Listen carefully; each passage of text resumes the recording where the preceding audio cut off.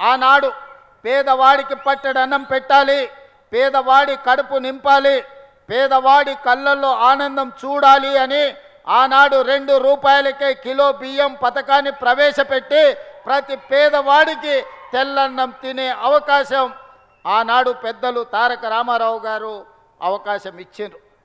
ఈనాడు ఆ రోజు ఎన్టీ రామారావు గారు ప్రవేశపెట్టిన 2 రూపాయల కిలో బియ్యం పథకాన్ని ఈరోజు ఉత్తమ్ కుమార్ రెడ్డి గారు పౌర సరఫరాల శాఖ మంత్రిగా బాధ్యత చేపట్టిన తర్వాత ఈ పథకాన్ని ఇంకా వినూత్నంగా పేదలకు అందుబాటులోకి తీసుకెళ్ళాలి అని దొడ్డు బియ్యం కాదు సన్న బియ్యం ఇవ్వాలి, నాణ్యమైన బియ్యం ఇవ్వడం ద్వారా ప్రతి పేదవాడి కడుపు నింపాలి అని ఈరోజు రాష్ట్రంలో 3,17,00,000 మందికి ప్రతి వ్యక్తికి 6 కిలోలు ఉచితంగా సన్న బియ్యం పథకాన్ని ప్రవేశపెట్టి ఈరోజు ప్రతి పేదవాడిని కడుపు నింపాలి, ప్రతి పేదవాడి ఆకలి తీర్చాలి అని ఈ పథకాన్ని కొనసాగిస్తున్నాం. గత ప్రభుత్వంలో మీకు తెలుసు రేషన్ కార్డు రావాలి అనంటే ఉన్నోళ్ళు ఎవరన్నా చనిపోవాలి అనే పరిస్థితి ఉండే. కానీ మన ప్రభుత్వం వచ్చిన తర్వాత ప్రజాపాలనలో లక్షలాది రేషన్ కార్డులు పేదవాళ్ళకు అందించి ఆ రేషన్ కార్డులు ఇచ్చిన ప్రతి వాళ్లకు సన్న బియ్యం పేదవాళ్లకు తీసుకొచ్చి ఇచ్చి పేదవాడి కడుపు నింపే ప్రయత్నం మన ప్రభుత్వం చేస్తున్నది.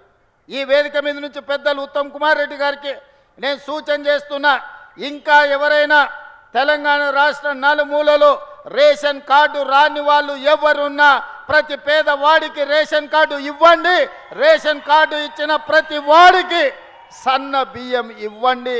పేదవాడిని ఆకలి తీర్చడమే మన లక్ష్యము. ఇదే నందమూరి తారక రామారావు గారికి ఘనమైన నివాళి అని నేను ఈ సందర్భంగా చెప్తున్నా.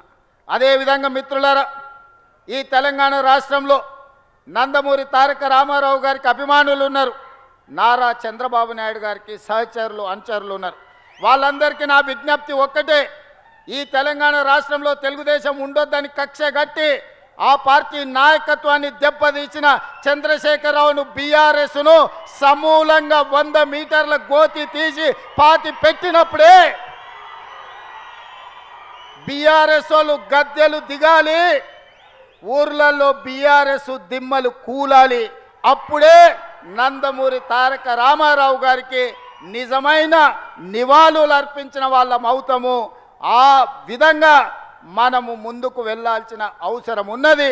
బీఆర్ఎస్ను బొందబెట్టాల్సిన బాధ్యత మన అందరి మీద ఉన్నది మిత్రులారా. అదేవిధంగా రెండవ వ్యక్తి ఉచిత కరెంటును అందించిన వాడు, ప్రతి ఇందిరమ్మ ఇల్లు ఉండాలి అని 2004 సంవత్సరంలో ముఖ్యమంత్రిగా మొట్టమొదటిసారి బాధ్యత చేపట్టిన ఎల్బీ స్టేడియంలో మొదటి సంతకాన్ని రైతులకు ఉచిత కరెంటు ఇవ్వాల్సిందే.